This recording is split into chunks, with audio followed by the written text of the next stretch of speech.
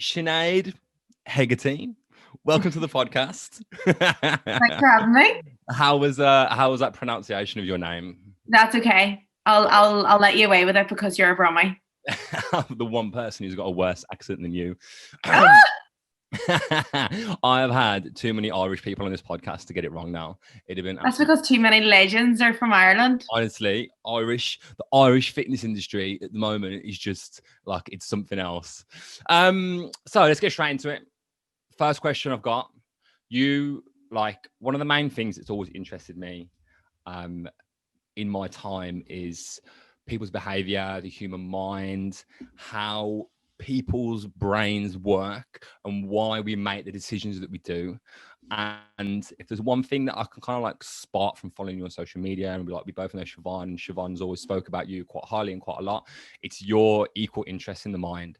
And like for me, you're in a place where I wish I was, where you've just done so much research into it and you've put your time and your effort into it. So like, where did this interest come from? Where's it led you? Like, give me the full story.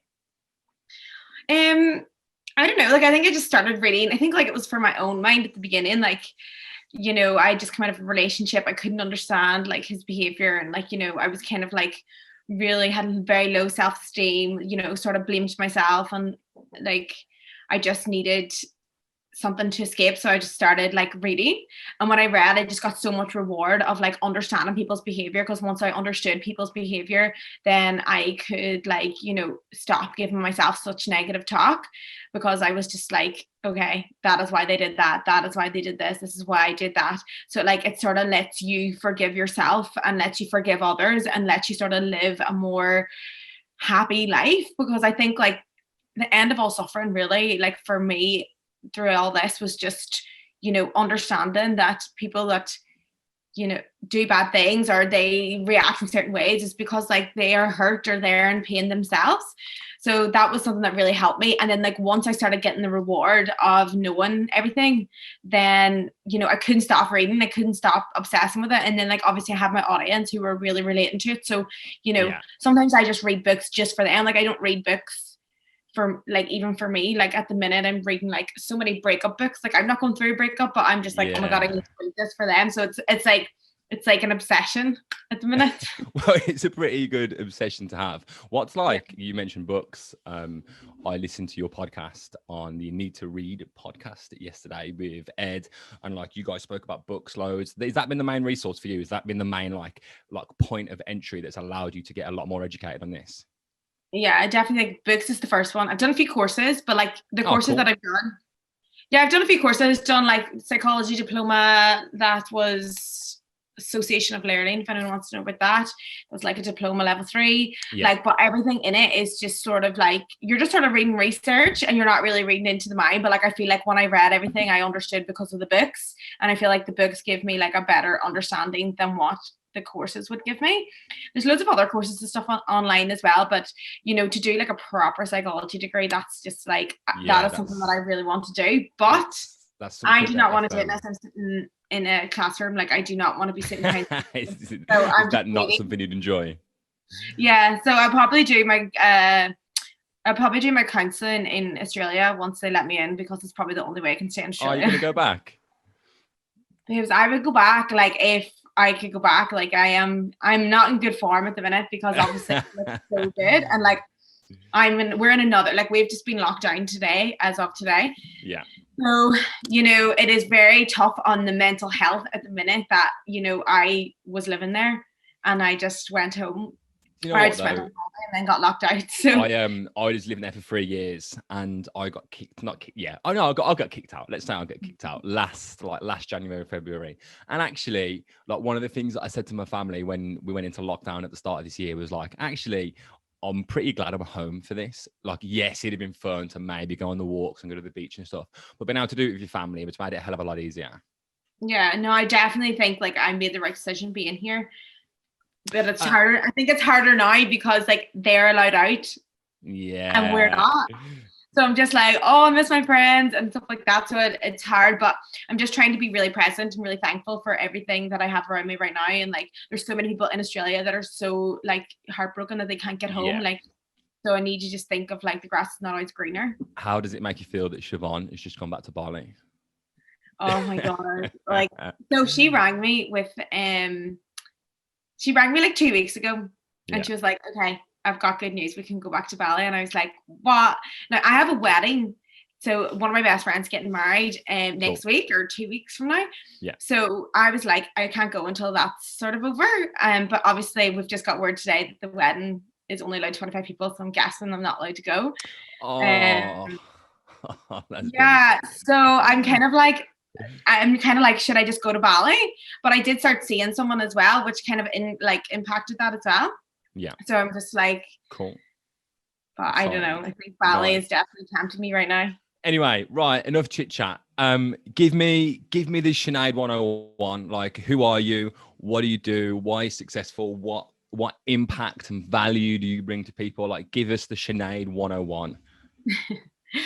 Oh, I hate this question. Everyone's like, what do you do? Like, I literally have no fucking clue what I do ever. Like, I literally don't know. Like, obviously I do like Instagram, and then I have like my online courses. So I do like an online meditation course, which is called Shine. So basically like it's getting to know yourself through meditation, which is probably my favorite job at the minute. And then I have my books. I did a few ebooks that I had wrote. So that one's one about relationships and one about anxiety.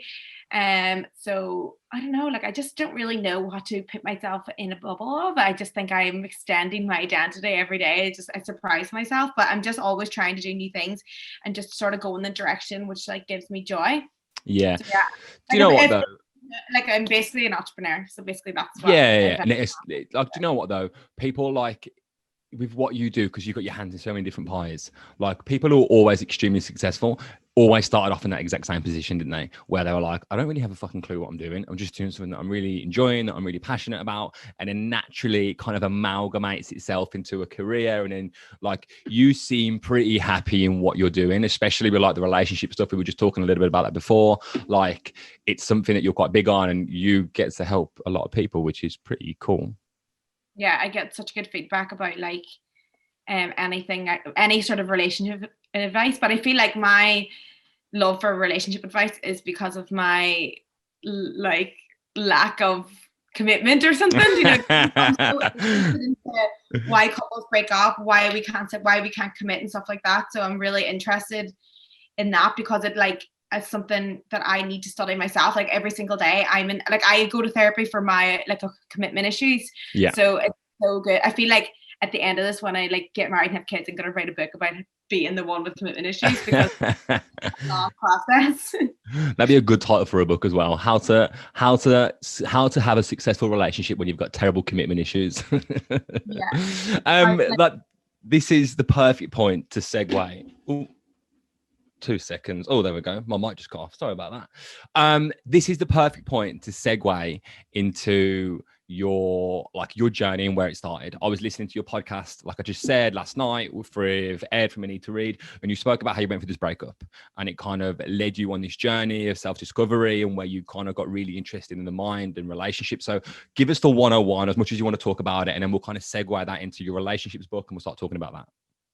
Oh, what about the breakup? Yeah. Okay, so all right, so the breakup was like just a bit like, you know what I mean, you know, like Notebook and love, like literally so in love, like couldn't be more in love, like disgusting, like, you know, like that was us, do you know what I mean? And he was like the nicest person ever to me. We were always really in love, and then one day it was just like bang, you know, like I just got a message that he had cheated. So I was just like, fuck. So like it's like so against my values to stay with someone in that sense. I'm very strong-minded. So I was like, okay, bye, I gotta go. So I literally just like got myself and went to the airport that day, and I was living with him for like 2 years. I was living in Essex. We were actually moving across the world, and you know, he like I literally, it was like a week before we started traveling, and I was like, okay, take me to the airport, bye. So that was kind of really hard for me to understand whenever someone can be so in love and like do stuff, like have behavior like that. Yeah. Because, you know, I really struggled with that. And then like obviously I went on the man strike, which was like a year long. I just couldn't even look, because like he was such a good boyfriend and he was so good that I didn't understand, you know, how even if you're nice, like you're gonna be a cunt. Like that's the kind of way that sort of seen it for so long, and I just kind Yeah. of protected myself, and then I got to understand his behavior, and then it kind of like helped me with my closure and helped me move on. So in I mean, your head, you were like, hang on a minute, I had this perfect boyfriend who was amazing to me, and he could cheat on me. Like, there's no hope in the world. And you were just kind of like, why? How has this happened, and why has it happened? And that kind of led you down your little path that you're on at the moment. yeah, definitely. Like, this took me to where I am. So it's like, I think the universe really steered me in that direction. Like, it was just, like, I needed to go through all of that to be where I am right now. So that's the way I see it. Yeah, and it's opened that second door for you. It's good, isn't it? Like, it's giving you that competitive advantage now. So whenever you go into any future relationships, you're like, this probably is not going to be able to happen to me again. And you say that now. The reason why I'm such a committable is because I just like don't want that to happen to me ever again. But obviously I'm a lot stronger person. So like, I even have to like, I have to literally sit with myself and be like, okay, you know, you need to be a bit more vulnerable here. You need to like let them in, because like, you know, even though that happened before, you still got through it and now you're a stronger person. So it's a whole process. Like, and after getting hurt, you know, there's a lot of people that do get hurt and then just turn into this commitment issues and don't want to get close to anyone and never feel that way again. And like, my advice to people in that situation is to like realize that love is like the most amazing feeling and the most amazing thing, and like we have to learn to like let people in and let ourselves be vulnerable. And if you're going through that yourselves, like even therapy will help you as well to just become that more vulnerable, because at the end of the day, like, love is the most beautiful thing, and like we have to feel it. It's a funny one, isn't it? Like, it's in like in fitness and in business and in life, you're always told like you either succeed or you learn. Like, you either like you go through a process, you either succeed in that process, whatever it might be. Like, let's say trying to lose weight, you succeed in losing weight, or you fail in losing weight, but you learned a lesson in that, and then the next time you go to lose weight, you can succeed, and ultimately you reduce the amount of lessons you have to learn. But when it comes to relationships and like emotions, we just seem to kind of get void of all that logic. And you see it so many times where people go into relationships, they make a mistake or they're involved in that mistake, and then they just go and make the mistake again, and then they go and make the same mistake, and then they just never seem to learn that lesson. And like, you just see it so often nowadays. Are you speaking from experience? No, I'm not actually. I've had, here she goes. She's trying to get in there already. I know what you're doing. Step into my therapy chair. Therapy's in session. No, I'm not speaking from experience, to be fair. It's just something that I see. And it's something that like I said at the start, I'm super inquisitive, and like I have really massive interest in human behavior. And I'm still practicing one-to-one PT, and, you know, with personal training, naturally, the majority of your clients are females. And then with females, you get into it and you talk a lot about different stuff. And it's just something that I've always witnessed, like, over the years, is everybody, they make that mistake, they get irate about making that mistake, and then they continue to make that mistake to a certain degree. Yeah, it sounds like they haven't got their boundaries. The thing about it is that like in relationships, say a guy or a girl is doing something wrong to you, and you know, you take them back, you put that boundary and been like, okay, if you do this again, then we are over. Okay, yeah. So that's your boundary. And then they do it again, then you take them back. You've broken your own boundary. So it's not their fault, it's your fault. You have to take emotional responsibility for breaking your own boundaries. And then like for you to sit and blame him after you told him exactly what your boundaries are, then it has now become onto you, and you need to have rather stronger boundaries, or you need to be like, you need to have looser boundaries, or you need to break up. And this is where it's like, it gets really kind of psychologically interesting, because it's like that fool me once, okay, you're an idiot. Fool me twice, I'm the idiot kind of thing.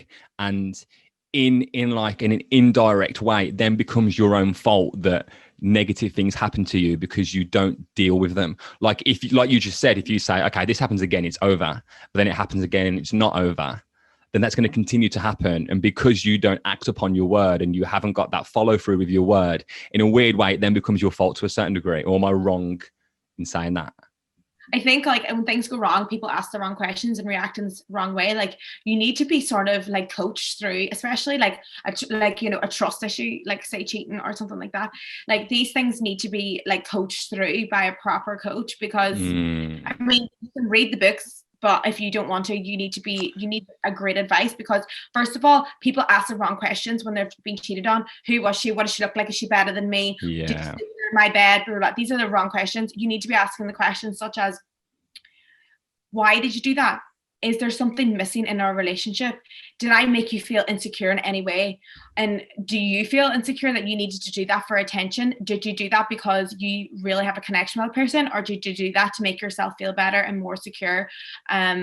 Because those are the questions that you need to be asking, because then the other questions are just going to hurt you. Like, do you really need to know that they slept in that bed? No, you do not, but you need to know what was going wrong in the relationship, because you can definitely come back from it if you know how to come back for it. That makes sense. It kind of comes back to that like that ego question. Not ego, I know that's the right word to say, but like therapy. That's where I'm going with this. And being able to, like, I've been to therapy and I've recommended therapy to so many people, and not even from like a reactive shit's going wrong standpoint, even from a proactive standpoint. Like, we live in a world now where shit can hit the fan at like any given moment, and this year is an absolute testament to that. This year has been like shit hitting the fan constantly. And like, so why would you not? We go to the gym and like we future-proof our body and yada yada yada. Why would we not go to therapy and future-proof our mind? But then circling back to relationships, when things happen and we're like, why the fuck did this happen?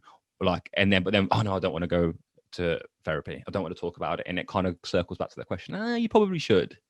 Yeah, boys especially are they're just like, no. Like, they're like, no, that's not gonna happen. Yeah. But like, I'm just like, you could make your relationship better, deeper. You could literally be living in a honeymoon effect if you figure all this stuff out. And you could just live like heaven on earth if you understand that therapy, it's not even that. It's so sad, because the things that we learn in therapy should be learned before in schools. Like, they should be learned. Like, we should really know why people do certain things. We should know people's behavior better, and we should know our own behavior better, and we should know ourselves better. But instead, okay, right now we have to go to therapy, which is sad, because number one, it's expensive. Like, especially I think over in the UK, it's a lot more expensive than here where I live. And people just think, you know, that's expensive, I like can't afford that, but yet they can afford 10 gins, and then like they're depressed. And I'm like, okay, you could have just went to therapy and not drunk texted directs and figured it, you know. So I think like people need to prioritize but then, you know, people don't want to prioritize until like shit hits the fan. Then they're like, oh my god, I need help. And then their brains are so full of automatic negative thoughts, and they're so low self-worth that sometimes it even comes to like medication, and it's just such a systematic situation. Do you know what I mean? And then like, when in my personal experience, when it gets to that level, people then just have this sense of like, okay, I'm broken. Like, I was born this way and there's fuck all I can do about it. And then like, when they most need to go to therapy and talk to someone or take action, they then just reside to the fact that they've just got to suffer like this for the rest of their life. And that's kind of the saddest thing all about it. Yeah.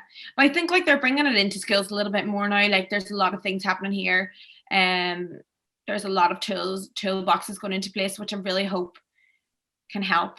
And it's sad, because it shouldn't be the teacher's job either, because I feel like they do everything. It should be like government should be bringing in like proper psychologists and getting people to understand. Yeah, it's like how to deal with their emotions, because a lot of people just numb their emotions. And when they find that drinking alcohol and drugs numbs your emotions, that's what they just go to all the time. So hopefully there will be a better system in place for our kids. Sinead, why do people cheat? Ooh, there are so many reasons why people cheat. Like, I think one of the main reasons why people cheat is different values to their partner. For example, you can absolutely be head over heels in love with your partner, but you may value freedom more than commitment at that point in your life, because maybe you need freedom, and people need to understand their values. Because if you understand that freedom is the top of your value, then getting into a committed relationship is the wrong idea.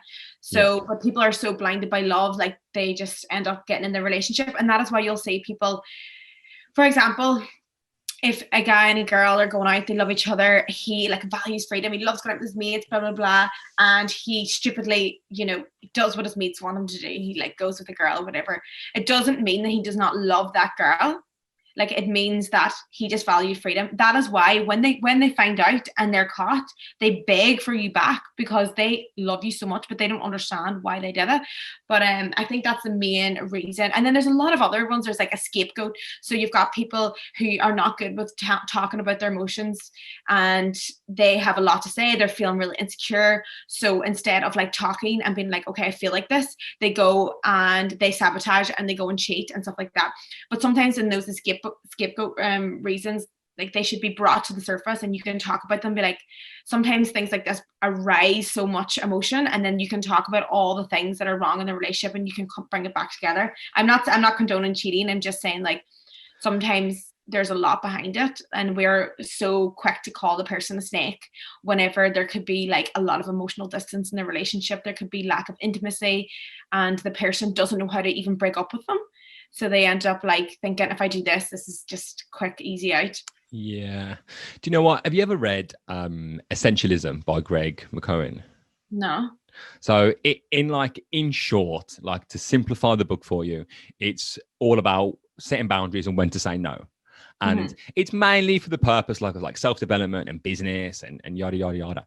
I don't know why, when I was listening to it, I kept thinking about it from the perspective of relationships. And I think I might have seen something in your social, and like, it made me think. And when it comes to cheating, what I kept thinking about when I was listening to that book is, I was like, this just rings so many bells in relationships where people have the inability to say no. And that's from both sides of it. Like, they have the inability to say, no, this is wrong. Our relationship isn't going in the right direction. So they go and self-sabotage, like you just said. And then vice versa, when they're in social situations and with their friends, or the friends are influencing them to do something or whatever, they then have the inability to say no in that situation as well.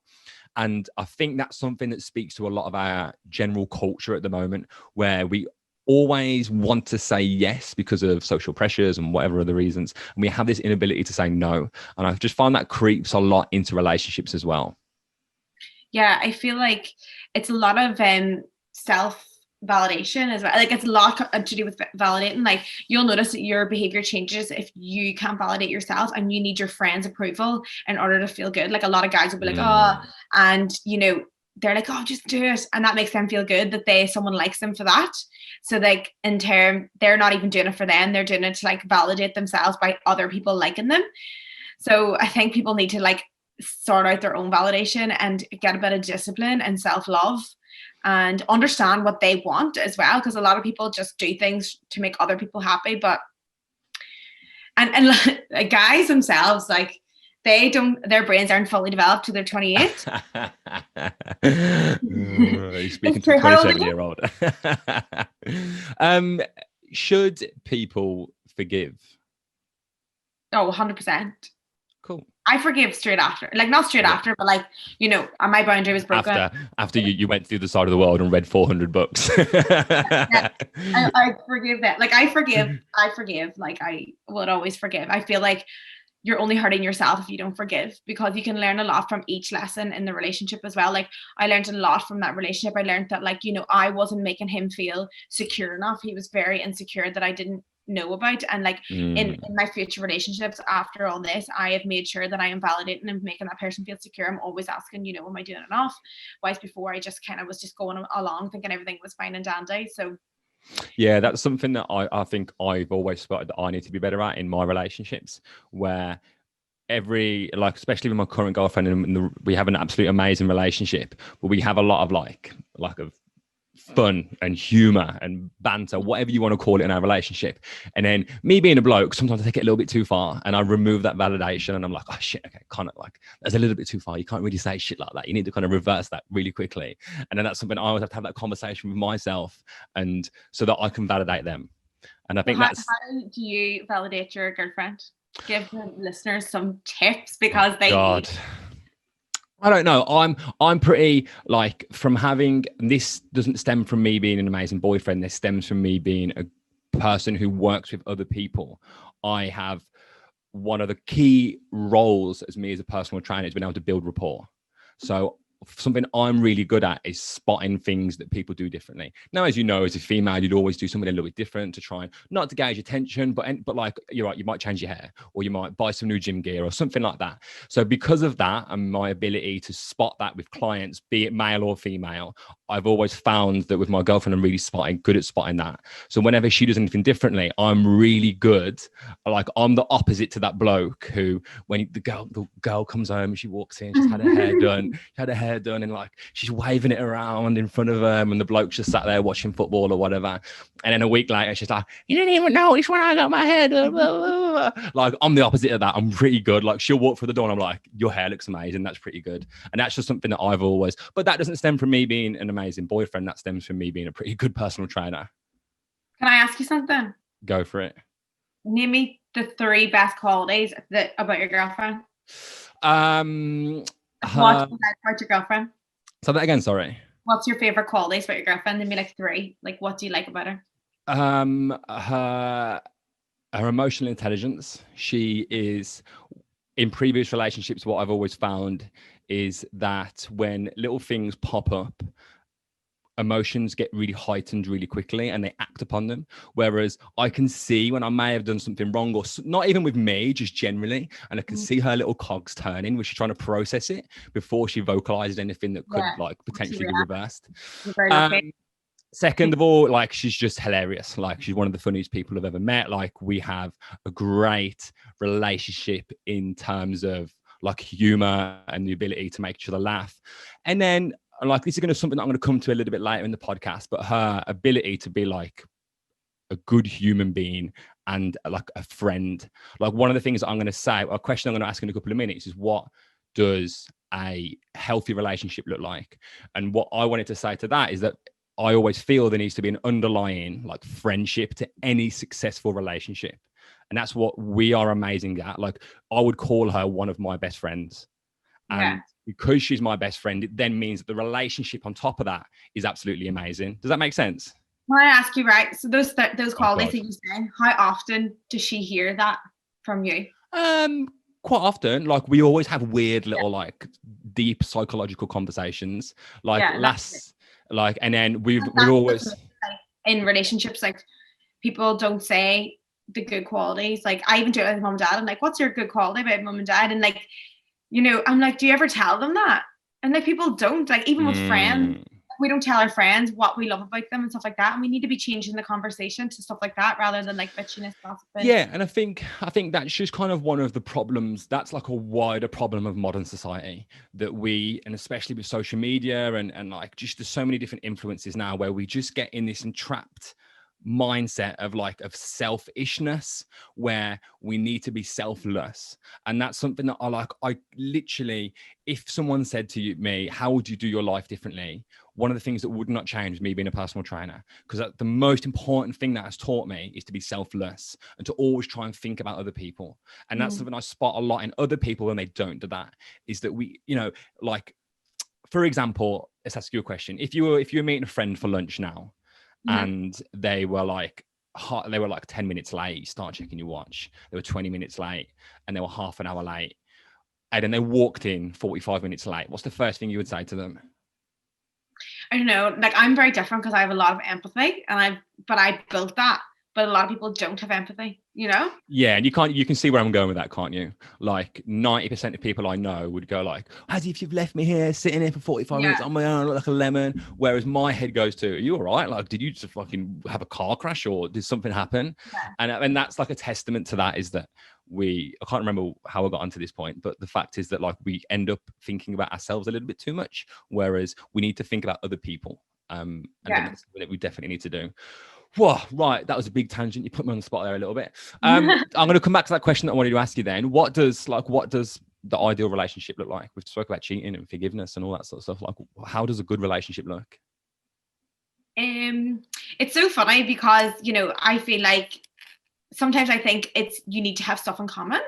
But what I've realized in the last few relationships that I have, that is nothing. Like there's a difference in like connection and having the same values, having similar values, similar like backgrounds, social situations, that really, really helps. And something that I've noticed or that I've studied actually recently was couples that are more successful if they have like the same social backgrounds and they have like the same just like values, rather than the same like not qualities, but the same like jobs and stuff like that. I feel like I thought that I needed to be with someone who meditates, who like reads books, who like I really thought that's what, and then I actually did get that, and then I was like, oh my god, I don't want this. It's not that I didn't want it, just like the connection just wasn't there or something. I don't know, can't really describe that.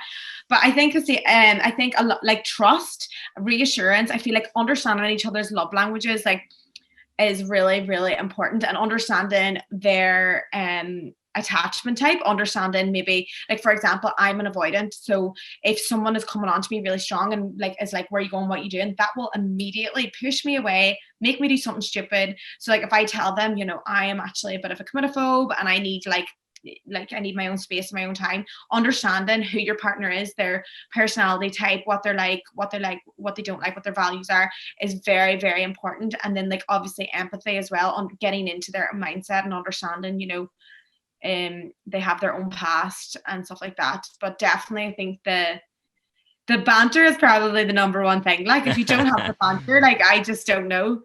Like I've been there where it was just looks and just physical. Yeah. And I thought, this is the person I have to be. There's someone who looks like this, and da-da-da. And then I was like, I need the bounce. Like I need the precursor to any good relationship is that you need to be an absolute weirdo. Oh my god, yeah. Is that what you think? Absolute weirdo. I know. In like, and I mean that in the good sense of the word, but like my girlfriend's an absolute weirdo in the best way, kind of thing. Yeah. So like, what, like, there's so many parallels in this when we talk about it between like just modern day problems that you see, relationships, and especially relationships between like the ages of 18 to kind of 35. And then like even in my world of fitness, like the relationship that people have with themselves and their body, all of it seems to kind of stem back to the same similar causes, like self-esteem, self-worth, self-awareness, the ability to know what you're good at and you're bad at, and so on and so forth. What's the precursor to all this? Like what leads people to have an inability to lose weight when they're older? What leads people to have an inability to form long-lasting, successful relationships? Like, where are people going wrong? Or is it just something that we need to be taught and we're not being taught it? I can see your clock's turning. About, like, why are people not having the discipline? Is that what you mean? Yeah, I just feel like, I suppose there's a common theme and a common problem that people always seem to face, and it always seems to stem back to low self-worth and low self-esteem, and that area of our psychology and our mind. And what I want to understand is, what do you feel thinks, well, let's ask it from your perspective in your world of relationships. Like what's going wrong, basically? If you speak to there's a guy called Joey's Head First on Instagram, and like me and him actually had a conversation about like this whole thing, weight loss, addiction, drugs, drinks, stuff like this. It is all got to do with one underlying issue, and that is like basically anxiety and not understanding how to deal with your emotions. Like we all know that if we eat 6 donuts after our dinner, that's not good, but we still do it. Why do we do it? Because it is got to do with our emotions and not being able to deal with them. Why are you eating that? You're eating that because you're trying to like mask something. And it's the same thing with addiction. It's the same thing with drink, alcohol. And he's a health psychologist, and he'll say like, you know, his research comes back to like everything, if inability to lose weight, inability to, you know, stop drinking, inability to just not have the discipline, it's all got to do with not being able to understand your emotions and why you're doing all the things wrong. And so I think it all comes down to that, like not understanding to self-awareness. Like in times of anxiety, you know, if you're taught when you're younger, if you've done something and you've drank and you're like, okay, this makes me numb, then you're going to keep going, and that's going to be your way out. If food makes you feel like, because obviously food gives you that rush of dopamine, and when you're feeling low, like this makes me feel good, obviously it's short term feel good. And then if you actually step back and understand, be like, why am I eating that? I'm eating that because I'm sad today, and this is the only thing that's making me feel good. And you know, that's where we need to begin. We need to begin to understand emotions, and that's why journaling is very good. I would always journal, like binge eating. Like I would have binged eat when I was younger. I would have had a really bad relationship with food, and journaling really, really taught me. First of all, understanding nutrition was probably the first thing. Like actually understanding that food helps your brain and helps your body, and it doesn't like make you fat. Yeah. So, understanding that was like, doing those courses on nutrition really, really helped me. But then it was the emotional issue that I had to journal. There was days where like say on a Sunday and I'll eat like chocolate chips, pizza, I would get it all in, and then I would feel like fucking shit. And then now I would sit there and I journal and go, okay, why did I do that? Because I have this old condition that Sunday is the day that I eat everything. And that's not true, because I can eat a pizza in midweek and still be in a calorie deficit. I can eat crisps. I eat crisp chocolate every single day, like whatever I want to have a treat. I just don't binge on it anymore. And if I did, I haven't binged in a long time, but like if I binge, I will really, really reflect on it and be like, okay, why did I stuff that into my face when I was absolutely stuffed to the brim? Because I thought that this was the last day, or I thought that, or I was feeling really sad that day, and this was the thing that was making me feel good. And then I would write down in my journal and say, what are the other things that make me feel good? Like yoga, meditation, going out for walks. Like now when I feel bad, I'm like, okay, I don't need to pick up the food. I can actually do something that benefits me rather than like damages me. I suppose ultimately what that is doing is teaching you self-awareness, and it's teaching you what you're good at and what you know and what you're bad at, and etc. etc. So I've got a client who I've had for a long time now, and a lovely lady called Amanda. I've done a podcast with her, and she's a therapist. She's been a practicing therapist for God knows how many years now, and she knows her stuff. And it's something that we talk about all the time. And the argument that we always come back to, which is why I was interested in what your answer was going to be, is that it appears, and the key word appears, that there seems to be a massive issue in current society where we just can't seem to get a handle on ourselves. Like, we go out and get battered at the weekend. We can't hold down successful relationships. We prioritize getting boozed on a Saturday night with our friends rather than looking after our body and raising a family and all that sort of stuff. But one thing that she says is actually it's not worse than it was 20, 30, 40 years ago. It's just more visible. And because of social media and things like that, we just now see it more. So then we are aware of it more. And because we're aware of it more, we then anticipate that happening to ourselves. So it's this kind of like weird paradox where are people actually getting worse at having relationships? Are people actually getting worse at, losing weight and yada, yada, yada? Or is it just that it's way more visible to us and we've got social media and we can see it? Now, obviously we know like obesity rates are rising. Shit is hitting the fan within the world of losing weight and obesity. But when it comes to mental health and things like having successful relationships, it's that weird one where we're like, okay, like I personally haven't seen any data on relationships or anything like that, and if people and divorce rates are going up, and I'm assuming they are, and whatever, or is it just because that we're now way more aware of our mental health and we don't just accept mediocrity anymore? Yeah, I think this as well. I always ponder this. Like I look at my mom and dad and I just think like, they met when they were 16 and they just got married, lived their life, complete acceptance, no anxiety, no mental health problems, whilst we are at a different level because we can see everyone else's relationships is supposedly so much better than ours, So there's a lot of resistance and not accepting because we're looking at other people and like we're comparing ourselves, we're comparing our lives. Like, they were so happy with like dad goes out to work, mom looks after the kids. Like that was never an issue. It was just complete acceptance. But now like we can go on and see, Siobhan's in ballet, like doesn't have her best life, have margaritas on a Tuesday. Why can't I have that life?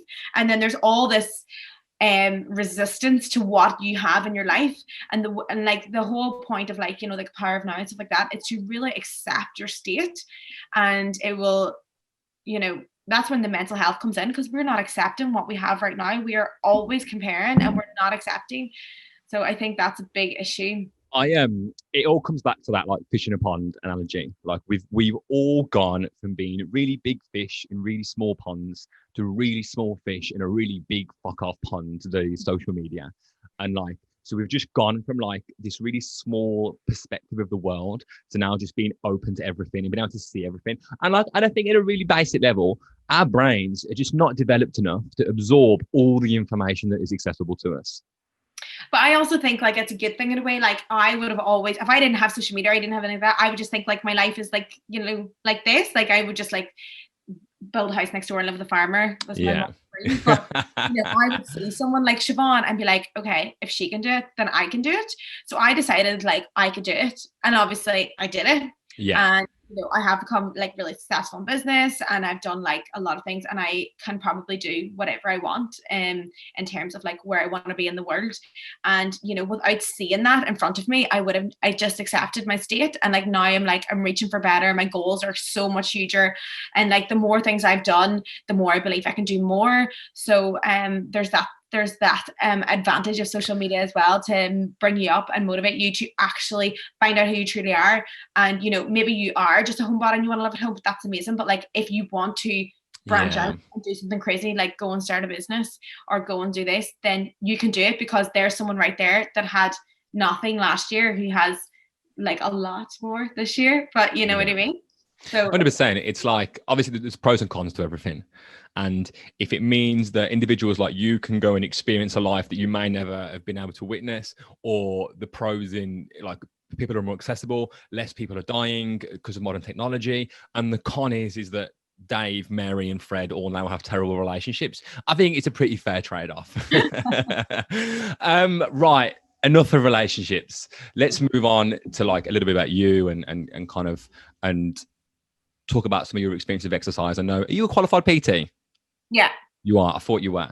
I've never done it. Let's talk about. I went and did the course because I was like, I want the information. Yeah. Like at that point, like I was thinking about it. Like I still would do.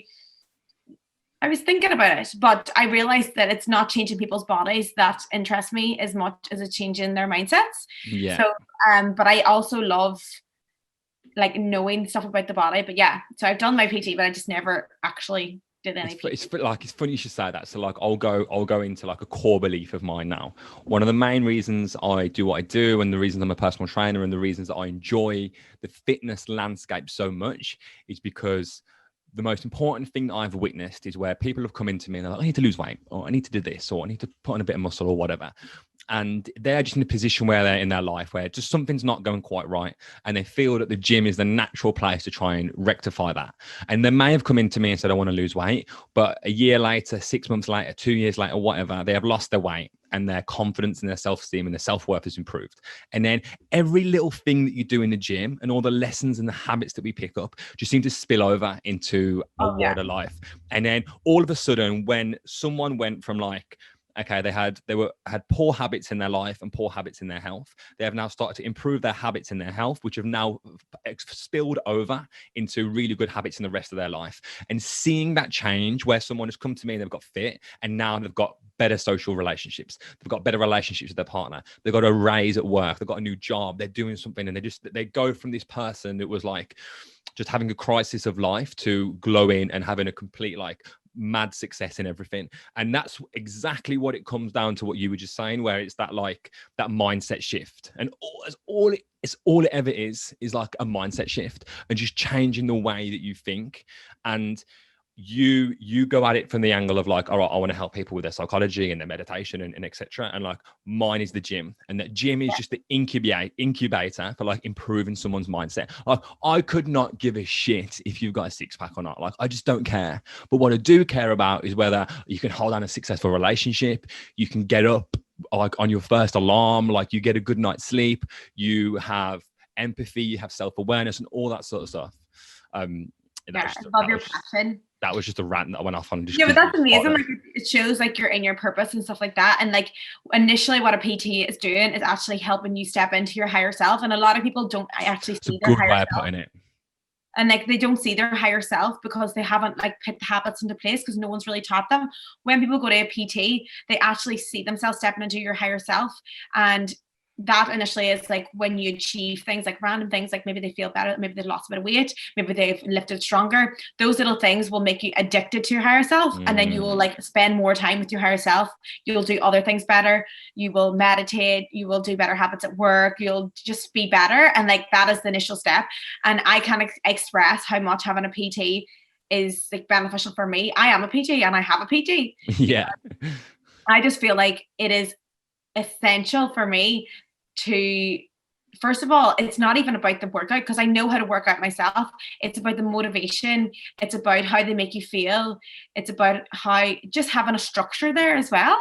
And putting money into your body is the best investment that you'll ever do. Like I always say, like when your car breaks down, when it's not working effectively or appropriately, like we pay for the parts, we pay for it to get it fixed, and we have more than one car in our lifetime, but we only have one body. So if it's not working appropriately, if you're not actually feeling good in your body, then you need to put money into it, and you need to step up and get a PT, and you will be rewarded in like so many aspects of life. So, by the way, that higher self one, I'm writing that down. I'm definitely using that. But so how has exercise impacted you? Like, what has it done for you? I mean, I can't imagine my life without exercise. Like, I just don't know. And like, you wouldn't see me exercising a lot on my Instagram. But I exercise every day. Like, it's a big part of my life. But the reason why I don't exercise, like I don't show people, I don't really show my body too much. Like I used to be like body update, because I was obsessed with like, you know, changing my body to a certain way. But now I'm just accepting the fact that it is so beneficial for your mental health. It is so beneficial for your own higher self. Like it makes me step into my higher self in all aspects of life. And it also is going to give you the best quality of life. I feel like when we're all older, we are all going to be like having such a good quality of life. Like our grandparents and stuff like that, they didn't exercise. They didn't like do hypertrophy programs and stuff like that. So I think like we're going to benefit from it so much. And it's also very good for focus, because you're completely focused. Yeah. I was listening to a podcast, and the author had the guy who he was interviewing was an author of a book. Don't know what it is. I'm probably going to try and butcher it if I try and say the name. But the book was all about procrastination, and that like people are really bad at procrastinating and just not getting work done. And they went through the whole podcast and spoke about all this different stuff. And in the end, the number one thing he said to do was go and exercise. He was like, 100%. If there's one thing that's going to improve your willpower and your ability to not procrastinate, it's exercise. What sort of training do you do? So I do, at the moment I'm doing hypertrophy. So, but that was just because I just want to build some more strength and stuff like that. But I do CrossFit. I do CrossFit and hypertrophy. Yeah. So I do like 2 or 3 CrossFits. And then sometimes I'll get like a really, it's like a back spasm. So I'll step away and then I'll make my back a bit stronger and then I'll come back to CrossFit. But yeah, CrossFit for me is very addictive and I love it. And then hypertrophy is something that I don't enjoy too much, but I know how beneficial it is for me and how I need to feel when I'm doing it. So that's what I'm doing at the minute. And then obviously I do yoga as well. What do you think? What do you like? Actually, let's just say it as it is. Why do you like CrossFit, and like, why do you think it's been so successful? Because I just think you are constantly improving. Like even if you're just getting better form, you are and like that bit of dopamine in your brain, like ding ding ding, whenever you do that. Yeah. So small better. So like every day you're going in and something new is getting progressed, something new is getting better, and that is very addictive for someone and a very and then obviously there's the community. So your community, you're always like, before I did CrossFit, I never talked about my workouts. But like after CrossFit, you're like, oh my God, how did you get on with that? Like I got to 40, so like it's very community based, and like, you know, we're all built for bonding and social connection. So it's such a place to bond. And geez, you can't beat the crack too in class. Like that's it. I think, and like you said, you hit the nail on the head there. Like we're just social creatures, and we're built to train and do things with other people. And that's where like the bodybuilding world, and it has its pitfalls because it's very much like a lonely journey. And you know, got these guys and they go and train on their own and they do all this stuff and they're like, oh, these fucking CrossFit weirdos. Like I don't understand why they're all so happy and training together. But like just people are just good together, and like it encourages that social aspect. Yeah. And like you said about the process of CrossFit, I feel that there is a massive shift happening, and like CrossFit is very much at the forefront of that, where there's a focus shift from how we look to how we perform and our mental health and all that sort of stuff. And that comes in tandem with it. And I think CrossFit's very good at that. And like you said, you go through that process where you're less focused on how you look in the mirror. Like you know. Oh yeah, 100%. That's probably the main reason actually. You just, like when we were doing bodybuilding, you're concentrating on how your body looks, but when you just completely shift to performance, and like I forgot, that's like complete. And like that's why I asked the question. Like I always ask a certain question in a podcast. It's going to kind of come to this conversation because I think it's just so important for people to hear that we have this massive like social media doesn't do a great help for it, and modern media and whatever, and it always puts this emphasis on how we look and how we look in the mirror and how we're perceived by other people. And when it comes to exercise and success in exercise, you need to move away from that and focus on how you perform. And you get those little hits of dopamine when you increase your weight, or you do that extra burpee in the minute, or whatever it might be. Talking of how we look in the mirror and modern pressures, did you see the Gymshark controversy that happened recently, and all the fuss that got kicked up? Yeah, I seen your email there, but I didn't. Remind me. So the Gymshark Instagram, they've got like however many million followers on there. And as you know, Gymshark have always been very representative of the aesthetic community. Mm-hmm. They've always been about how you look, and even their clothes are designed to improve how you look compared to how you look underneath the clothes. That's a very diplomatic way of saying that. Anyway, they reposted a girl's post. She wasn't a Gymshark athlete, I don't think, but basically it was like one photo next to another. In the one photo, she had the full Gymshark gear on, and in the photo next to it, she'd pulled the Gymshark leggings down, and I'm not sure if she'd had kids or whatever the situation was, but she was on her own weight loss journey, and she was basically demonstrating how much better she looked with the Gymshark clothes on compared to them off. And there was just a massive uproar of especially men, like American men, commenting on the photo going, "This is shit. Tell her to get on a diet. She needs to lose weight." And just horrible comment after horrible comment. And it was just something trolls. Yeah, and it was just, and it's this, and for me, it circled back to this exact same conversation where you're not surprised that especially young, impressionable female teenagers are going down this pathway of trying to do everything they can to kind of manage their self-worth and their self-esteem and doing whatever. And this anxiety and the pressures that people and society put on us, which ends us up in these negative situations like what we were speaking about earlier with poor relationships and so on. Yeah, social media can be an absolute dark place sometimes. Sometimes I just can't understand how someone can say things and just get away with that. I just don't understand it. But there is obviously a thing in place right now that you can get IP address of your trolls. So can you? Is this something that you do? I don't even look at mine. I'm just go for it. But you can get your IP address now, so it's a bit more protected. There's some really bad stuff, but I can't really see. That situation is a bit hectic. I didn't really even know about that situation, to be honest. Yeah, I didn't know about it, and I got asked about it on another podcast, and they brought it up, and they had to explain it to me, and I went and looked at it afterwards. And it was like your man Darren Cartel, I saw he commented on it, and Ben Carpenter and loads of other people started chipping in and getting in the comment feed and saying this is a disgrace. Fitness is not representative of aesthetics. But in a way, it is Gymshark's fault to a certain degree, because they have very much been at the forefront of publicizing that aesthetics is the only way to be. And I think that's on awareness as well. I think we need to give companies a chance to understand that, at the beginning we all did that. We were all going by aesthetics. 100%. I remember I even looked back to my first Instagram posts, and I was putting up in body goals of putting up Paige Hathaway and stuff like that, completely unrealistic things. And that's complete unawareness, complete ignorance to my own body, to everyone else's genetics. And I can stand back and say, I actually was wrong, and my whole I was just completely unaware. So I think we need to give people a chance to step up, and things are changing, and we're now in this era where we need to accept our own bodies. And I definitely have changed my whole mindset. I used to literally strive for six-pack, big booty. Now I'm just I just want to feel good. Yeah.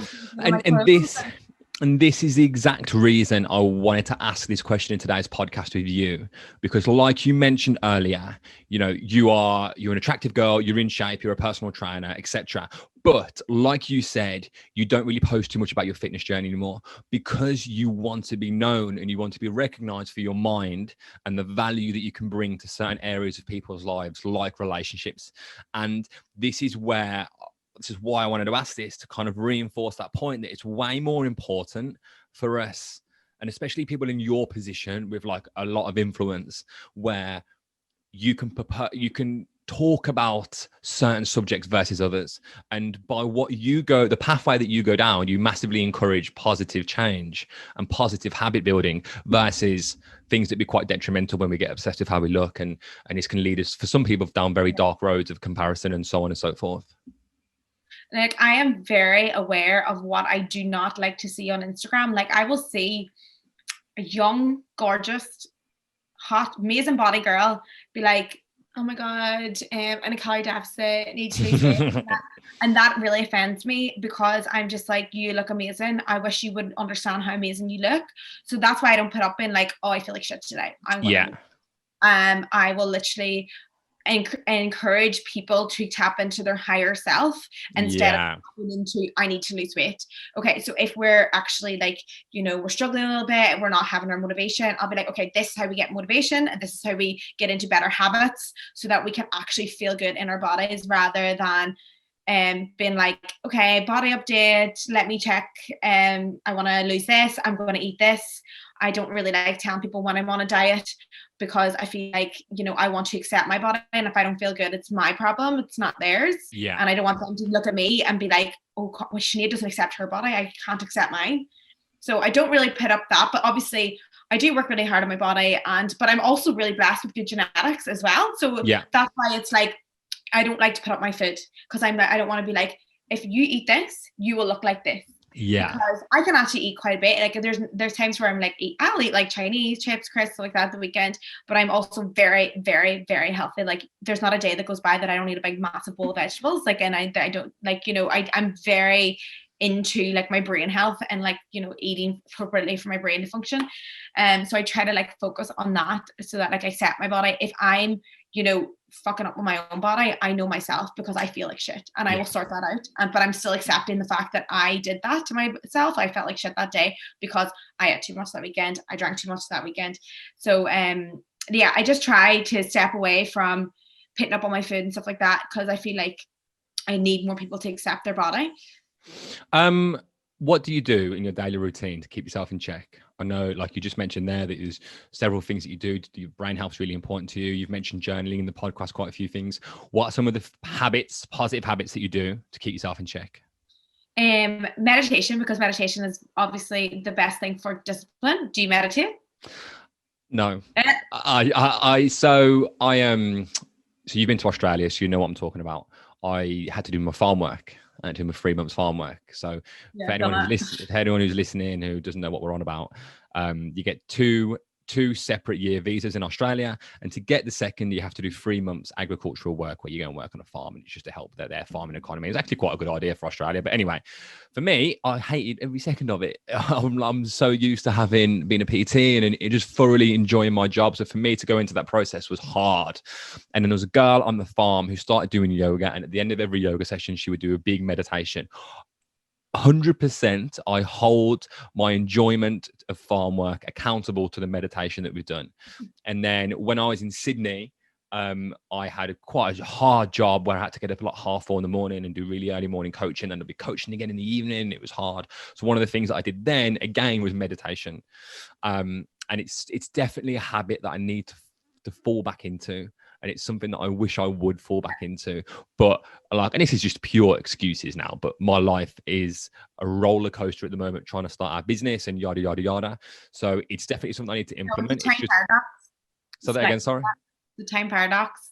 Like, yeah, 100%. You read any CEO, famous entrepreneurs, millionaires, they will tell you they all meditate. So if the CEO of like a massive multi-million pound organization can meditate for an hour a day, then you can meditate for 10 minutes a day. 100%. Because it's a time paradox. Because when you meditate for just even 10 minutes, you are learning your brain to say no, to say focus, in order to, whenever you're doing a task, you're fully focused on those tasks. Therefore, it will save you time in all aspects of your day. And saying no to when your thoughts are going through your head in your meditation, you're saying no, no, no, come back to the breath, come back to the breath. That is teaching you discipline that will make you say no in your runs, on your gym, make you do the extra rep. So it all begins with that. And So I'm telling you, no, you're wrong. 100%. No, I agree. And actually, it's really funny. I was texting. Promise me I'll do 21-day meditation challenge. I'll do it. I'll start tomorrow. I promise. I was texting I have like a masseuse that I go to occasionally, and she helps me with my hips because I've got weird, dodgy hips. And last time she's Thai, so she understands. She's from Thailand. She understands the importance of meditation and blah blah blah. We were having a good conversation about it last time, and I was just saying I really enjoy coming to these massages, even though probably shouldn't be spending the money on it, and probably shouldn't be taking that much time away from my day in certain times. But like, the hour that I spend there returns me 2, 3, 4 hours in dividends back, because it allows me that thought space to think and come up with new ideas. And some of the best, weirdest ideas I've had is when I've been having a massage or something like that. And she was texting me yesterday, actually, it was only yesterday. And she was like, when are we doing this week? And I was like, oh, can you not do this time? Can you not do this time? And she didn't answer any of the time. She just said, Connor, make time for your headspace. And then I was like, yeah, 2 p.m. is good. I'll see you at 2 p.m. on Friday. So in relation to that, I will promise to do meditation tomorrow. I'm going to hold you to that. Good. Anyway, back to you. What's some of the things that you do in your day? Yeah, I think steps is probably the most important thing as well, because like you could be doing your CrossFit and you could still be in you won't be in a calorie deficit because your CrossFit's 45 minutes, So I think keeping active throughout the whole day, like I think having a good fitness tracker really helps as well. I'm starting to really love yoga because like it's so good that you can actually I'm flexible. What the hell? Well, a little bit. I'm getting there. Obviously, I think like it's important to have like a community of people as well around you that like to work out and to be around people that are active. Like it's very easy to work out when all your friends work out, but it's also so it's very important for me for keeping fit. Cool. 3 favorite books that people should go and read right now. For habits, Atomic Habits. A good case, because I don't want to scare people off with like a 700. I'm actually reading one right now that I would actually love you to read, because I must get Ed to read it, and like we could do a little book club. Yeah. It's called The Honeymoon Effect. The Honeymoon Effect. It's basically all about how to live in the honeymoon effect with all your life and relationships. In just relationships, or with regards to any new habit? Everything in life. I'm only in the 2nd chapter, so I'm really loving that at the minute. And another book, favorite book. Oh, this is too hard. I'm just looking at them. You know, a book that I've just started reading this morning because you influenced me to do so was The Laws of Human Nature. Yeah, that's what I was going to say, because it's my favorite. It's my favorite book of all time. But like, when you tell someone here, it's my favorite book, and it's 700 pages, they're like, "You're crazy." That's why I said it. I'm like full team audiobook. I love just audiobooks. To like any dead time, I hate having dead time. So when I'm in the car or walking or whatever, audiobook. Fuck me, downloaded it. How long is this book? 26 hours. I was like, oh Jesus. Ever, but you don't understand. Like when you read that book, you know why everyone and every person in this world does everything they do. Yeah. Like you can read body language. You can it has taught me so much about all humans, and I just feel like it is like you have a superpower. After it, I'm like, oh my god! Like I even have pulled people through this book because I've read their body language, and like it's crazy. Like I've just finished the chapter on narcissism this morning. Oh yeah, you're in that chapter. Yeah, it gets so much better. And I was like, it was absolutely fascinating. And I was like, narcissism is one of those things that just gets thrown around all the time. And it gave me a way better understanding of it, and how that we're all on a certain part of the narcissism spectrum. We're all a little bit of a narcissism in this, but just some people are way worse than others, and what that looks like in actions. And I was like, oh, I know that person who does that. And I was like, oh, I know that person. I have like little notes of like people's names, because I'm like, oh, that's what it is. That's why they're like this. It's amazing, because it gives you, it's like you can just forgive everyone like after it. And I was reading it and I was like, oh shit, I do that sometimes. And I was like, fuck, I hope I'm not a narcissist. You'll find yourself in it. You will find, that's the hardest part of it. Like it's really deep, because you will find yourself in so many things. Like there's a thing called the dark side, and like you'll find yourself in it, but like it's so good because you know how to deal with it whenever you know why you react in those certain ways, because it just gives you the reason. And then you're like, oh, okay, that's why I do that. I need to bring that back. So 3 books: Atomic Habits, Honeymoon Effect, and Laws of Human Nature. Yeah. I haven't read the Honeymoon Effect yet, but I just want everyone to read it. Just okay. I'll remind me afterwards, and I'll write it down. Okay. Final question. The final question of today's podcast. I always try and ask everybody this. what is the number one piece of advice that has worked well for you? Not advice that you would give other people, because that's always, contextual to the individual, but what's the number one thing that you've done for you that has the most positive impact? Every single thing in life is a lesson, and there's no such thing as good or bad. It's all there to like show you who you are, and like it'll make you who you are. And another good piece of advice was about like trolls, and someone was like, never ever ever let them know they've upset you. It's funny.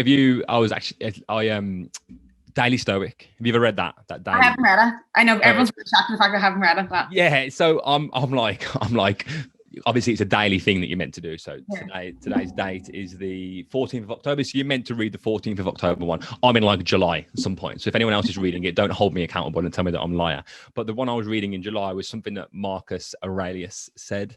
And he said, like, everything has their place in the world. There's no good or bad. They just serve a certain purpose. And like what you just said, he was like, what may be bad today will be lesser bad tomorrow. And badness is just completely subjective. Yeah. And if you think that way, that's the way it'll be. But yeah, 100%. Right. That is it. This has been an incredibly fun. This has been one of my favorite podcasts. I pretty much say that at every single podcast. Every podcast. Actually, to be fair, this is a shit podcast. Didn't enjoy it at all. Where can people find you? I know you've got your relationship ebook. I wanted to talk about it a bit more, but we didn't talk about it. We didn't actually mention that you've got a book, which is pretty fucking cool. So where can people go and find you? Where can they find the book? What should they do? So at Sinead Haig, that is the Instagram, then SineadHegarty.com for books, ebooks, audiobooks. So yeah, that's where you can probably just find me there. I have retreats company that is obviously not going ahead at the minute. And then I have an online meditation course called Shine Online. So that is me. Amazing. Sinead, thank you very much for today. No problem. Everyone, thank you very much for listening. Have an amazing day and take